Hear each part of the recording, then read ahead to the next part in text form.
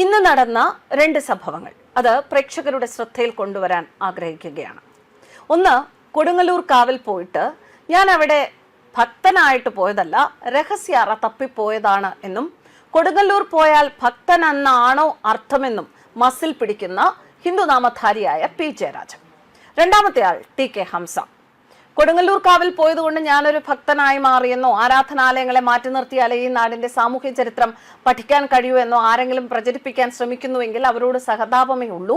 ഇനിയും നമുക്ക് പൊതു ഇടങ്ങളിലും ആരാധനാലയങ്ങളിലും ചരിത്ര സ്മാരകങ്ങളിലും കണ്ടുമുട്ടാം എന്ന് പറഞ്ഞ ജയരാജൻ TK ഹംസയെ ഒന്നറിയണം. എന്തായാലും ജയരാജൻ പറഞ്ഞത് അതേ ഒരു പുസ്തകം എഴുതുകയാണ്. ആ പുസ്തകം ഒരു മാസത്തിനകം പുറത്തു വരുമെന്നൊക്കെയാണ്. ഭാഗ്യമുണ്ടെങ്കിൽ നമുക്ക് ആ പുസ്തകം ഉടൻ തന്നെ വായിക്കാം. നമ്മൾ കാര്യത്തിലേക്ക് ഇനിയാണ് വരിക. ഒരു ഹിന്ദു CPM അല്ലെങ്കിൽ ഒരു CPA-കാരൻ അദ്ദേഹം പഞ്ചായത്ത് ലെവൽ നേതാവായാൽ പിന്നെ അവർക്ക് ദൈവം വേണ്ട, ഹിന്ദു സമുദായവും വേണ്ട. മഹാഭാരതം, രാമായണം എന്നീ പുണ്യഗ്രന്ഥങ്ങളോട് പുഷ്ടമായിരിക്കും. അമ്പലത്തിൽ പോകില്ല, നെറ്റിയിൽ ചന്ദനം തൊടില്ല, ജനിപ്പിച്ചു വിട്ട തന്തയെ വരെ തള്ളിപ്പറയും.